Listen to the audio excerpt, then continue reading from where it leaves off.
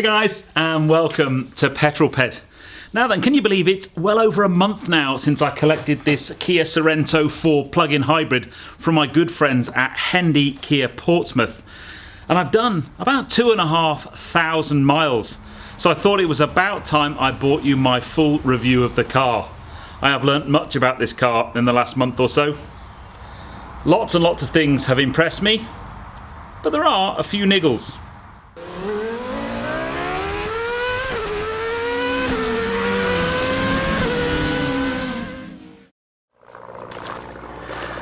Now then, the first thing to say in this review, and actually why I started it like I did, is this is the Sorento plug-in hybrid, and the hint is in the name. To get the most out of this car, you really do need to be plugging it into a wall charger. Now I've got a 7.2 kilowatt dedicated electric car charger, and this has a 13.8 kilowatt hour battery pack. So on my charger, from a completely flat battery, this takes about 3.5 hours to get to a full charge. But even if you just had a 3-pin granny charger, you could easily charge this car overnight. So you don't need to get a dedicated wall box installed. But more on running this as a plug-in hybrid and the advantages, disadvantages, challenges a little bit later in the review. I found it very, very interesting getting to know this car. But if you're in the market for a large SUV, this is a 7-seat car, and I'm even going to say if you're in the market for a premium SUV, it may not be that you look at a Kia, but honestly, I think you really should. I covered the styling and aesthetics of this car when I collected it from Hendy Portsmouth. I think it's a handsome looking car. I love the front end. It's a bit different, it's a bit quirky. I'm not so sure I'd choose white. I actually saw one of these last week in a darker kind of black colour, and it looked really, really cool. The only advantage of white is even if you don't clean it, it kind of looks clean. And I know that's an oxymoron, but white cars generally look clean even when they're not. And I haven't cleaned this car for the film, so sorry, naughty me. But let's walk around the back because it's the 7-seat configuration I want to start with. And then I'm going to walk through the car because honestly, this car has features on it that I've never seen on any other car. It really has got some very clever bits of kit on it. So I'll wander around the back and try and do these 7 seats. Now it's certainly an imposing looking car from the rear. I think the lights are great, but here's one of the cool features. If you just lurk near the back of the car with a key in your pocket, it will open the boot for you. You can do it from the key fob or from a button just above the number plate. But it's a big old boot in here. So at the moment, the 2 rear seats are dropped down, massive amounts of space. Now I've actually done a separate video on just how much stuff I could get in here, including bikes and dogs. So stay tuned to the channel for that one. But let's crack on and see if we can sort out this rear configuration for the rear seats. Now then, first things first, if you're going to drop the seats down, you're going to need to get rid of the parcel shelf. But very cunningly, what I love about this car is it's been designed by people who actually drive cars.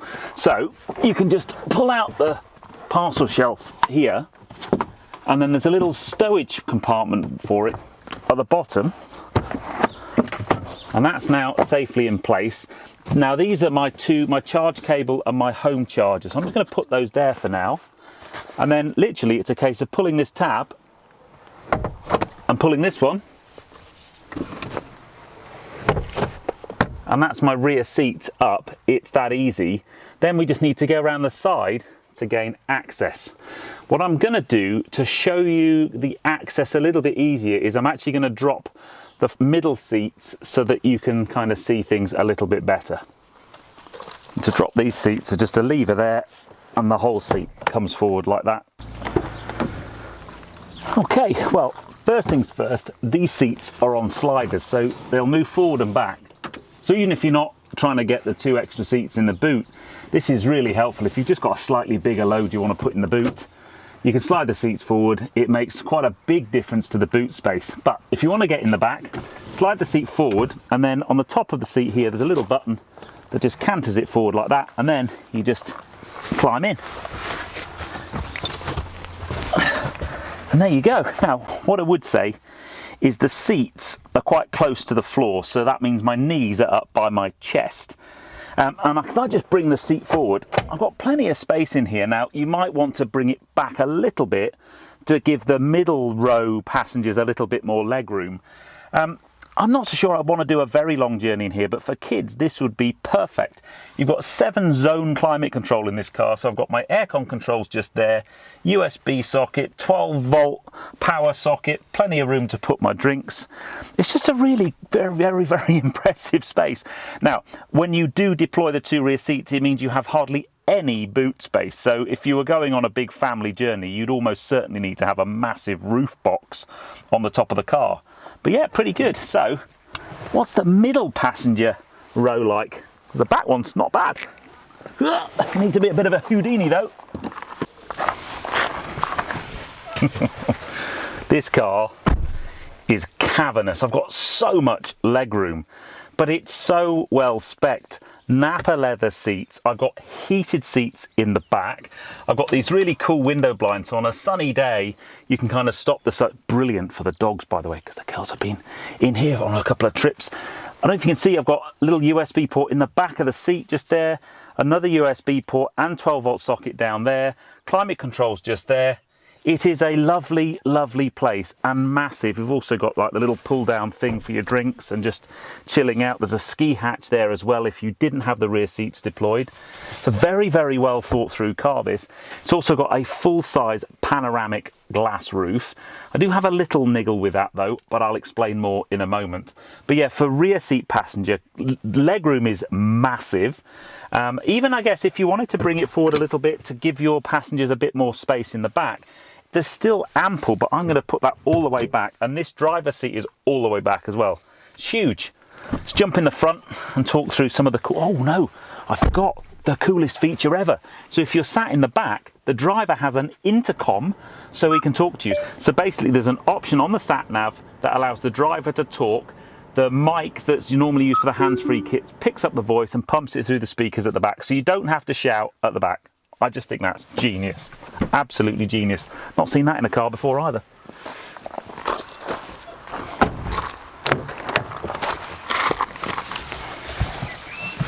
Now then, this is a very well appointed cabin.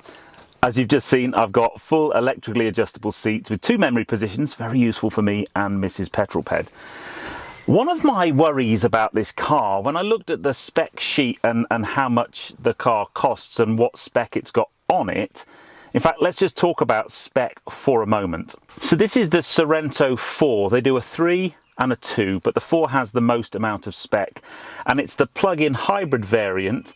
And they do a range of different other options. They do a self-charging hybrid. Now you're going to be paying about a £4,000 premium to get the plug-in hybrid variant. In terms of cost, the plug-in hybrid starts at just shy of £53,500, but currently Kia are offering a £2,500 contribution, a plug-in grant basically, to reduce the price. And the only option this car has is the white pearl paintwork, which is 660 quid. So the car we're sat in is just a smidge over £51,500, which for the level of spec is incredible. It's got a 1.6 litre petrol engine, and then the motor drive, as I've mentioned already, has a 13.8 kilowatt hour battery. So you should be able to combine those two together in terms of performance. 261 horsepower, but the car can run on full EV. Now, Kia claim 35 miles full EV. I've never quite got near that, but certainly high 20s is very, very possible. So when you look at the amount of kit you get in the car and you look at the price, you think, well, where have they saved the money? I just thought the cabin was going to be a nightmare of horrible, scratchy plastics. You've got to save money somewhere, right? And honestly, it's not. I mean, you've got Napa leather seats throughout, and these seats in the front are heated and cooled. They've got vented and heated seats in the front, which is a really high-end option in most cars. Really nice leather-bound steering wheel. A lot of piano black in the car, and that captures fingerprints and dust quite a lot. There's a really nice brushed aluminium effect on the dash, and that actually lights up at night time, which looks really cool. And then what looks like leather on the dash is actually plastic. But that's fine. I don't worry about that because I never touch it. It looks all right. What I touch is the steering wheel and the seats and the door handles. This is all nice brushed aluminium and leather. It's really, really high end in here. It does have a very large screen. I do quite like actually the way it slopes and is integrated in with the main dash. We'll talk more about this when we get out on the road. I have Apple CarPlay, but it's a wired CarPlay. There's no wireless option in here, which I'd quite like, but it's fine. I've got a USB cable in there. It's not a big deal to plug my phone in. Now, there are a lot of drive modes in this car. It actually takes a little bit of a while to work them out. You've got Eco, Sport and Smart. You can force it to run as an EV only or as a hybrid, or you can just leave it to an automatic mode. And it does have some off-road settings. It's got snow, mud and sand. I must admit, as yet, I haven't tried any of those. I've just used the on-road ones. I've also got a heated steering wheel, so lots and lots of really cool spec. Couple of really nice things. These seats I've mentioned already are electric. How many times have you got in a car that has electric seats and you need to adjust the passenger seat and you end up stretching over here and trying to reach the handles like this? Not in this car, because I've mentioned already, this car has been designed by someone who's actually used a car before, because there are two buttons on the side seat here and I can basically move the back, rest forward and backwards, and the whole seat forwards and backwards from here. That's genius. Full length panoramic sunroof. My gripe with that is the controller, which is up here, is very, very sensitive between opening the roof and just sliding the sunshade back and forth. It's actually quite tricky to just get the sunshade to slide back without the roof opening. You kind of end up playing with it a little bit. And I always know when Mrs. Petrolpeds had the car, because she does like using the sunroof, is you get back and the sunshade's halfway across because she's shut the sunroof and the sunshade's come across. So that's just a little bit too finer adjustment. But everything else in it is a really, really comfy place. I've got lots of different driver assistance modes as well. I've got a highways assistant mode and adaptive cruise control, lane departure assistance. So it's a properly well-spec'd car, this. So I think the next thing we do is go out for a bit of a spin. Talk about the different modes. I've discovered a lot owning this car for the last month or so, just in terms of how best to utilize this combination of petrol and hybrid, and there's lots to talk about. So let's put some cameras up and go for a drive, shall we? Now then, I'm going to start this review running in EV mode, and it's going to be a little bit of a different review than normal because I'm just going to drive into Chichester. I need to go to the supermarket. I haven't got a full battery charge, about half, but the first cool feature I want to show you while you're driving, watch the display when I indicate right. When you indicate, the right and left hand display changes to a blind spot mirror. There's a little camera on each wing mirror, and it just gives you a view down the side of the car into your blind spot. And I think that is utter genius. I've never seen it before on any other car, and it's so clever. Really is clever. There are other blind spot warnings when you've got in your head-up display, which I'm going to struggle to show you. When a car comes up on your rear three-quarter when you're on a dual carriageway or motorway, there's a little hazard light comes up, and if you try and indicate and pull over on a dual carriageway or motorway and there's a car in your blind spot, there's an audible tone. So there's a lot of safety features in the car. But where this car comes to the fore in terms of usability for me, and especially for our lifestyle, is with it being a plug-in hybrid and the ability to run on pure EV. We're still on EV now. I'm in a 30-mile-an-hour limit, so there's no great strain on the motor. I can get easily to Chichester and back. Mrs. Petrolped's been driving it to work and round work all day and then driving it back quite easily with hardly ever needing to fire up the internal combustion engine. And what you end up doing is returning really, really good MPG. In fact, my MPG at the moment is currently running at 999 MPG. Now, if you're looking for a city car, you're probably not going to instantly think of getting a big 7-seat SUV. But actually, when you're driving around town, this car doesn't feel that big, which I know is a pretty silly thing to say because it's massive, but from the driver's seat, it really doesn't feel that big. It's quite easy to place in the road. I mean, it's clearly a heavy car. One of the challenges with making it into a plug-in hybrid is you know, I'm now having to lug a whole bunch of batteries and extra drivetrain around. But to be honest, you know, when you're mooching, you really don't feel it. It's nice and quiet and comfortable and relaxing. And as I've said, you know, if you're not too heavy with the gas, you never really need to engage the internal combustion engine. So let's head off to my local supermarket, because I'm sure the shopping run is something that these cars would do quite frequently. And one of the things you might be thinking about is, well, what's it going to be like in a typical British car park with the smallest spaces in the world? Well, let's go and find out, shall we? Now then, the first challenging thing with the entry to this particular car park is it's got a particularly nasty, quite narrow little entrance. The amount of people you see curb their wheels there, unbelievable. But let's go and find a space, and we'll back in over here, because I'll just show you some cool bits of tech. In fact, I'm going to back into this one here, because I have a full set of parking cameras. I've got the little drone thing that's flying above me. I always think that's very cool.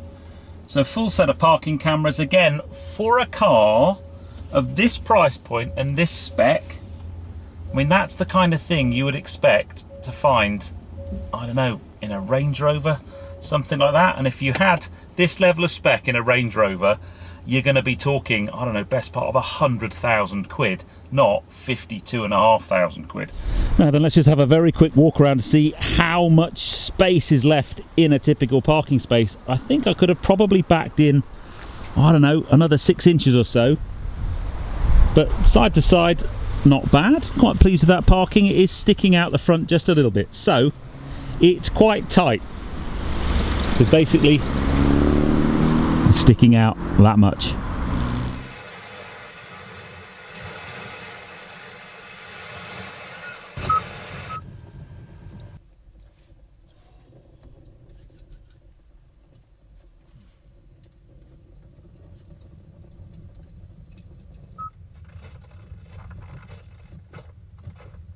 What am I doing, I hear you cry?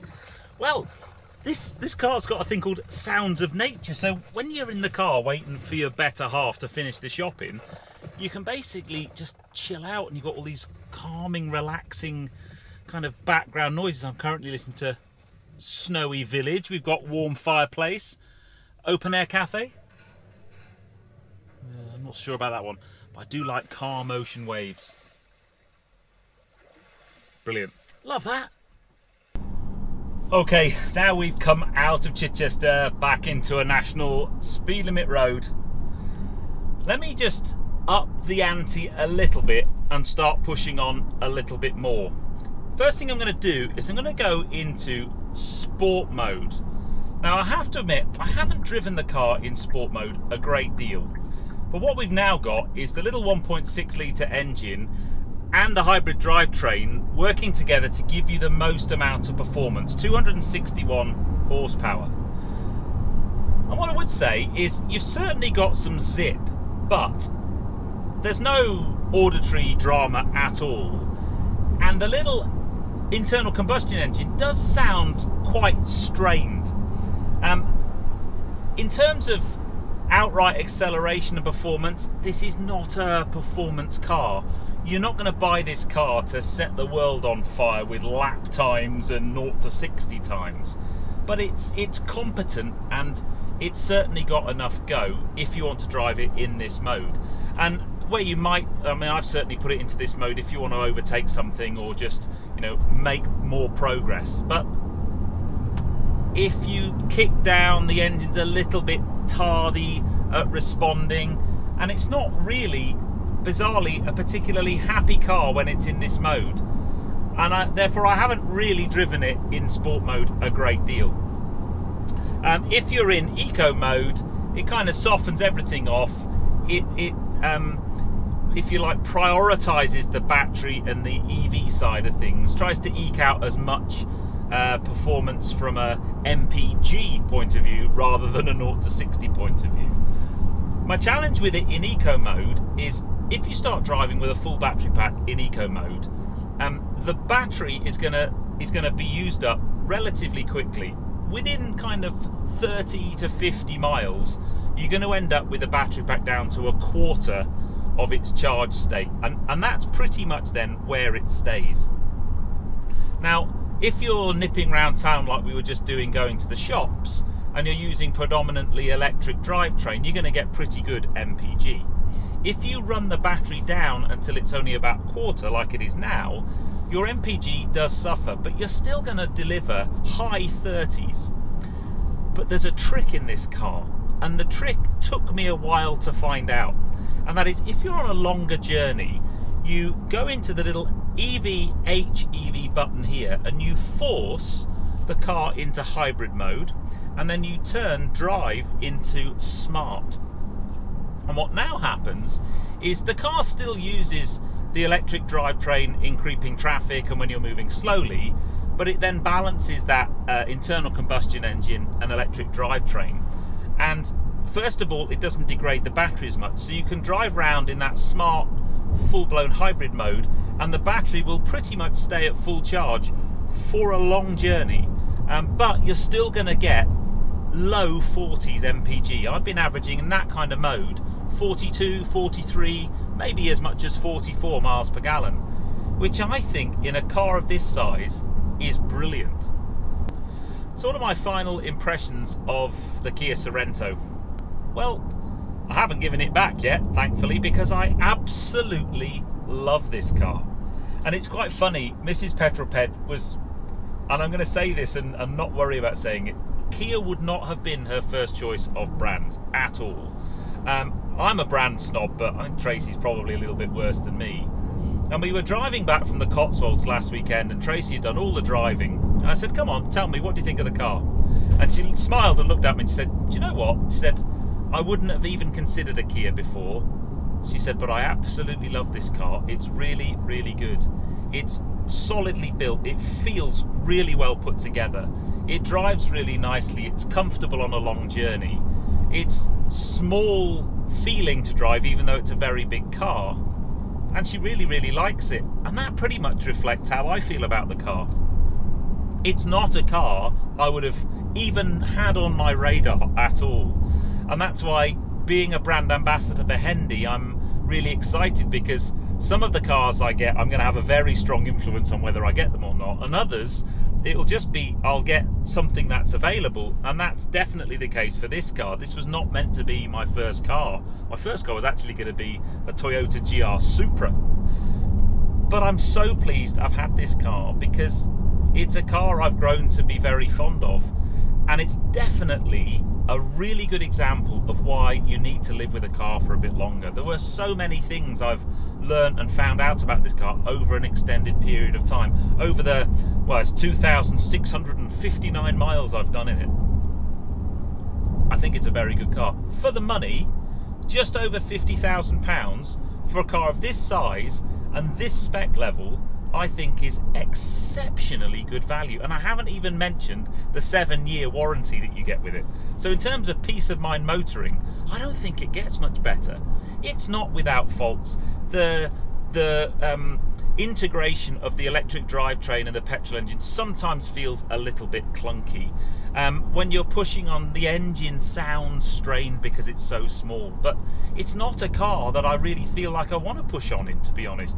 I just drive around, pretty moochy. It's a very relaxing car. The nice thing, because I've been working very hard recently and doing long hours and long journeys, this car has helped me out, because I get in it after a long day and I drive a long distance, but it doesn't feel like that. And that, for me, is the beauty of this car. It's a brilliant place to do lots of miles.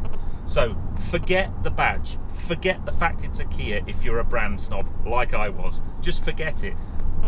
Put it on your list. If you're in the market for a big SUV, put it on your list. Open your eyes up to it. It's amazingly spec'd. It's got some brilliant features. It's got a few things that aren't perfect, but hey, it hasn't every car. But with that, I'm going to say goodbye. I hope you enjoyed this one. If you have done so, please give me a thumbs up. Comments below are always welcome, and if you haven't done so already, please subscribe to Petrol for plenty more content to come, and I'll see you on the next film, guys. Don't forget, there is a long range test of this car coming to the channel.